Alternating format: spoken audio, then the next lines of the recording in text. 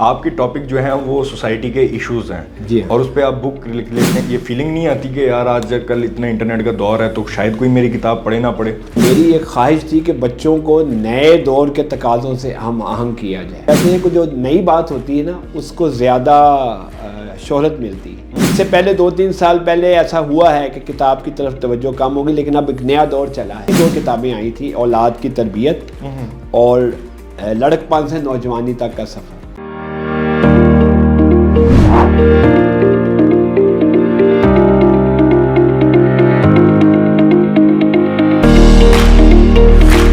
السلام علیکم نوید مرزا صاحب، کیسے ہیں آپ؟ جی وعلیکم السلام، اللہ کا شکر ہے. جی سر بہت بہت شکریہ، آپ یہاں قاسم علی شاہ فاؤنڈیشن تشریف لائے.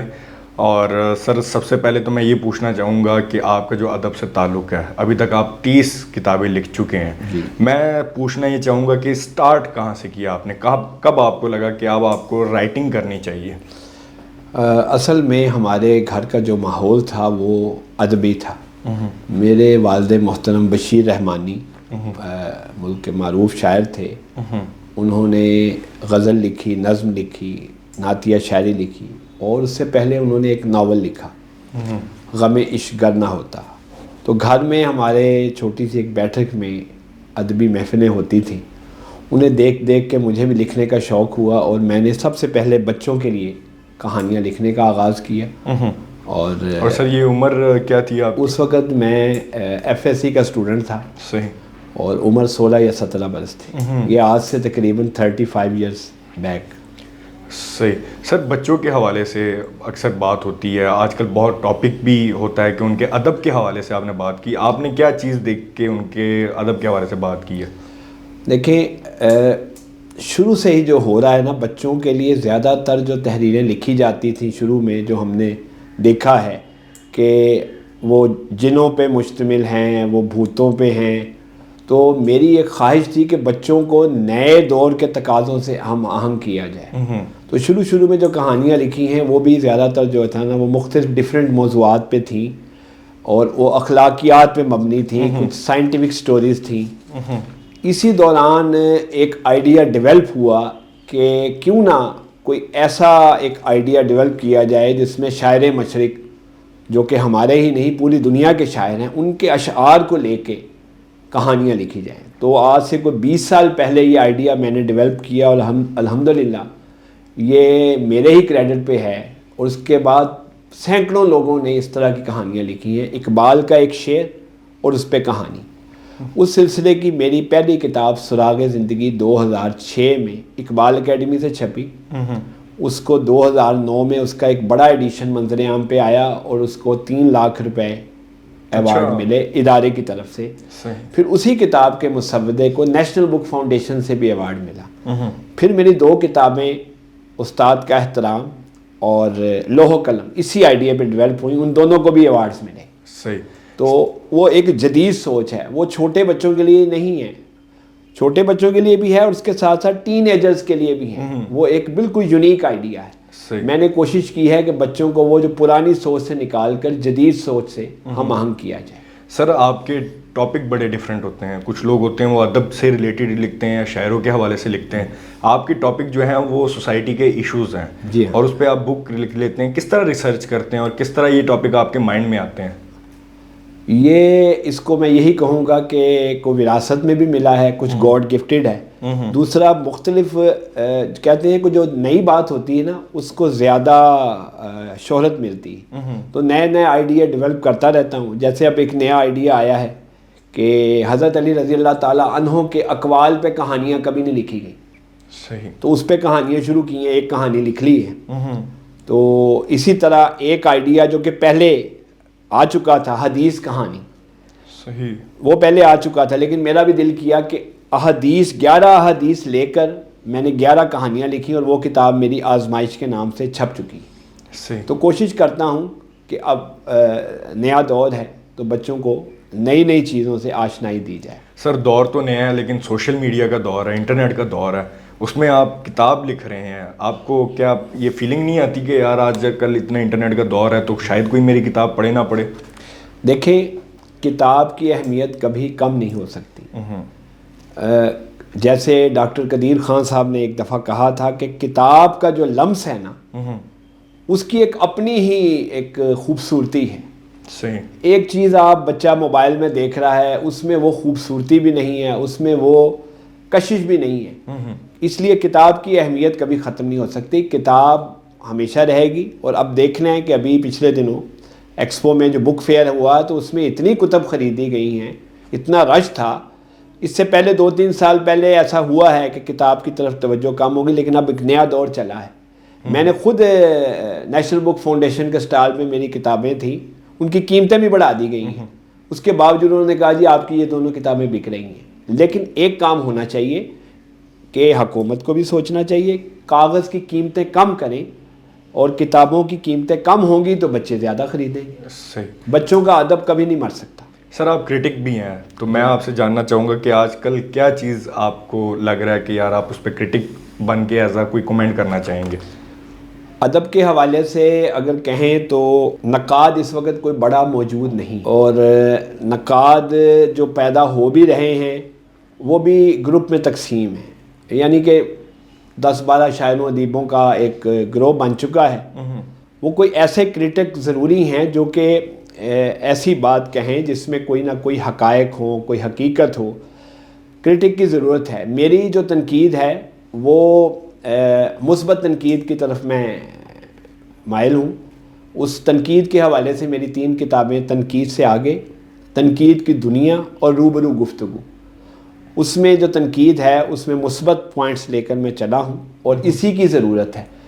میں اس بات کے خلاف ہوں کہ آپ ایک اچھے خاصے شاعر کے پر تنقید لکھیں اور اس پہ ایسی ایک بات کر دیں جو کہ پورے معاشرے میں, پورے ادب میں آگ لگا دیں. صحیح. تو میں مثبت تنقید کا قائل ہوں. سر نیا آج کل کیا لکھ رہے ہیں, آج کل کیا آئیڈیاز آپ کو آ رہے ہیں؟ نیا یہ ہے کہ یہی اقبال کہانی پہ 2 کتابیں مکمل کی ہیں.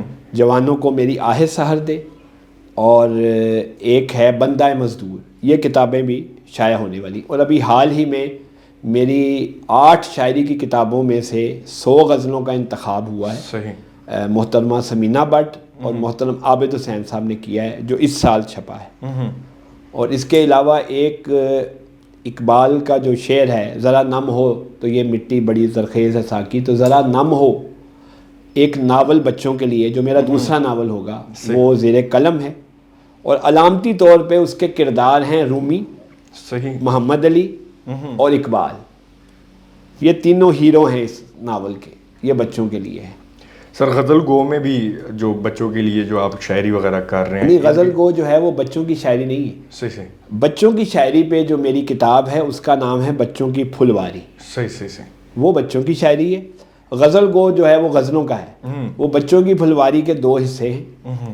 پہلے حصے میں بچوں کے لیے عام نظمیں ہیں اور دوسرے حصے میں وہ بھی ایک منفرد کام ہے, اس میں الف بے پے تے پہ نظمیں ہیں. اگر آپ کہیں تو آپ کو میں سنا دوں ایک. سر میں سننا چاہوں گا کہ بچوں کے لیے کس طرح. ہاں, الف سے اچھے ابا جان, پیارے پیارے وہ انسان. صحیح. الف سے اچھی امی جان, خوب سجائیں دسترخوان. اور تے سے تختی ہے یارو, ننی لکھتی ہے یارو. اور اسی طرح آخر میں ایک اور ذہن میں آ رہا ہے کہ تے سے تالا ہے بچوں, یہ رکھوالا ہے بچوں. الف سے لے کر یہ تک چھوٹی چھوٹی اس میں نظمیں ہیں. یہ بچوں کی پھلواری میں ہے. بچوں کے لیے میری ایک کتاب ہے. سر آپ کی ایک بک ہے زندہ ہے شاہین. ہاں جی. سر اس بارے میں مجھے بتائیے گا کہ یہ کس پہ بیس کرتی ہیں اور آپ کو کیسے آئیڈیا ہے اس کا؟ 16 دسمبر 2014 کو پشاور میں آرمی پبلک اسکول کے جو بچے ہیں ان کے ساتھ ایک ایسا سانحہ ہوا جس نے پوری قوم کو ہلا کے رکھ دیا. بے شک. میں نے دفتر میں بھی دیکھا کہ لوگ اشکبار تھے, خاص طور پہ خواتین. اچھا, اس حادثے میں چونکہ میرا ادارہ ہے بھی ایک ایسا ہی ہے, ہمارے ادارے کے بھی کچھ بچے تھے اور ان بچوں کی بھی شہادت ہوئی. تو ایسے ہی ذہن میں آیا کہ کیوں نہ اس پہ ایک ناول لکھا جائے. اب یہ سانحہ تو اتنا سا تھا بالکل کہ جناب وہ ایک دہشت گرد دیوار پھلانگ کے اسکول کے اندر داخل ہوئے, انہوں نے فائرنگ کی اور بچے شہید ہو گئے. 141 بچے, ان کے ٹیچرز اور کچھ عملہ. اب اس کو کیسے ڈیولپ کیا جائے 160 صفحوں کے ناول میں. تو ناول تو ایک فکشن ہوتا ہے نا. جی جی. تو ایک کہانی فیبریکیٹ ہوئی اور وہ میں نے تہیہ کیا کہ پہلی برسی میں یہ کتاب چھپے گی, اور پہلی برسی میں وہ سمجھے کہ آنسوؤں سے لکھی ہے وہ کتاب. بہت سے حقائق نہیں بھی لکھے, بہت سے لکھ بھی دیے, اور اس میں 50% واقعات تو من و ان جو پتہ چلیں وہی تھے.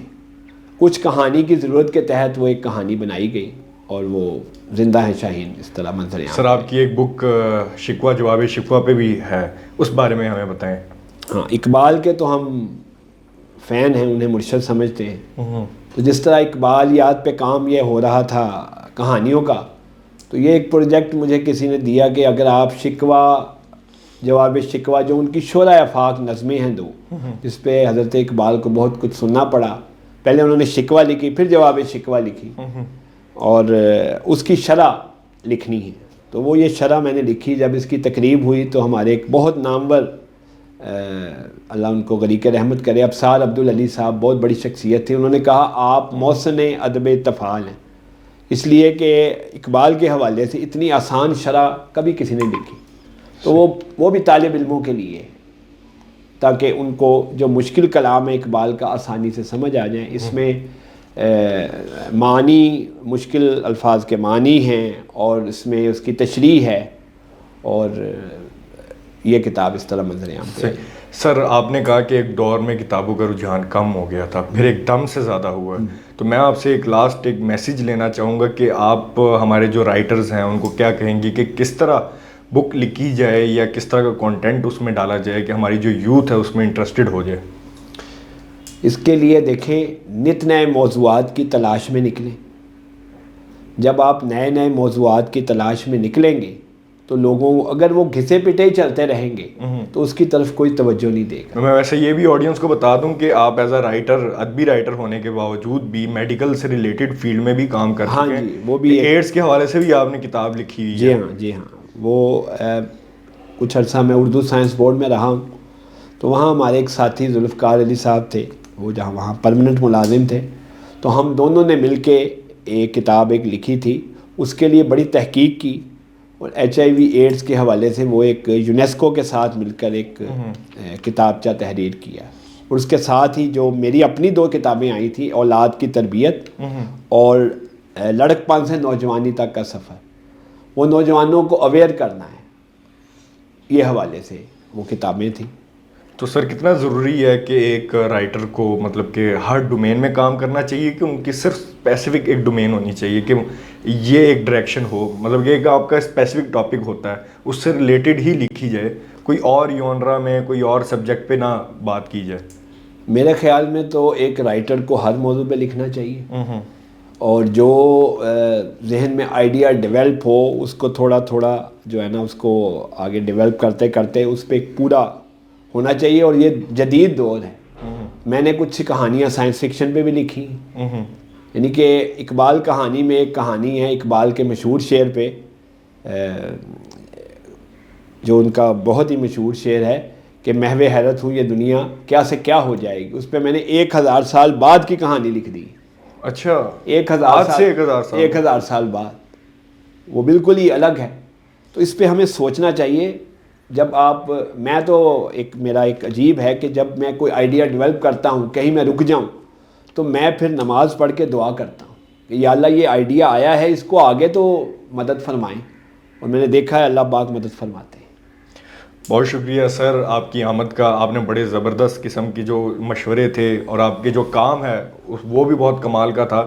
میں یہی کہنا چاہوں گا کہ جو اسپیسیفکلی رائٹرز کے حوالے سے میں بات کرنا چاہوں گا, جس طرح سر کہہ رہے ہیں کہ ہر ڈومین میں لکھنا چاہیے, انٹرسٹنگ اس چیز کو بنانا چاہیے, اور ریسرچ کے حوالے سے جس طرح سر کی ریسرچ تھی وہ کرنی چاہیے, اور اس میں ایک مثال اسپیسیفک ہو کے کام کرنا چاہیے. تو یہ بہت سر کی ایک کمال بات تھی. اور ان کی جو 30 بکس ہیں, اور ان میں مثال ایک جو کہنا چاہ رہے تھے کہ اب رجحان لوگوں کا بڑھتا جا رہا ہے, تو میں کہوں گا کہ یہ بہت بہترین بات ہے. اور بک کا ایک اسپیسیفک اپنا جو ٹچ ہے, جس طرح سر بات کر رہے تھے, وہ بھی ایک معنی رکھتا ہے کہ ہر چیز آن لائن ملنا جو ہے نا وہ بھی کوئی فائدہ مند نہیں ہے. کبھی بکس پڑھ کے دیکھیں, شاید ایک ایسا فرق پتہ لگے جو ہمیں آن لائن نہ کبھی فیل ہوا. تو اسی کے ساتھ اجازت دیجیے سر, باقی انشاءاللہ ملتے ہیں نیکسٹ انٹرویو میں. تب تک کے لیے اللہ حافظ.